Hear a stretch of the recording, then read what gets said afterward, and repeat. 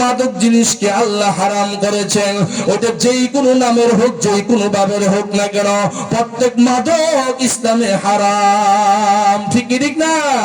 কারণ মাদক খাইলে মানুষের কোনো হিতাহিত জ্ঞান ঠিক থাকে না, বুদ্ধি ঠিক থাকে না, আপন পর চিনে না, মা বোন চিনে না, ভালো মন্দ বুঝে না, সে অপকর্মে লিপ্ত হয়ে যায়, খারাপ কাজে লিপ্ত হয়ে যায়, তার জীবনের লাইফটা নষ্ট হয়ে যায়। এই একটা মহামারী আজকে মুসলমানদের যুব সমাজের মধ্যে ঢুকছে।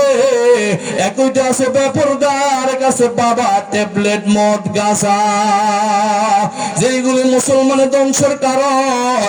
এইগুলো আজকে আমরা পাগল হয়ে গেছি। কুনতুম তাড়াতাড়ি জাহান্নামে যাওয়ার জন্য প্রতিযোগিতা রাখছি, তার আগে কে জাহান্নামে যাইতে পারি না। আউযুবিল্লাহ। বন্ধুরা আমার, আমি হাতে ধরবো, পায়ে ধরবো, কেউ আমার প্রতি রাগ করবেন না। আমি কোরআনের কথা শোনাইতেছি, হাদিসের কথা শোনাইতেছি। যদি জাহান্নাম থেকে বাঁচতে চান, কবর আযাব থেকে বাঁচতে চান, পরকালে শান্তি পাইতে চান, তাহলে বেপরদা চলা বন্ধ করতে হবে, পর্দা মানতে হবে। মদ, গাঁজা, ইয়াবা, ট্যাবলেট এগুলি সব বন্ধ করতে হবে।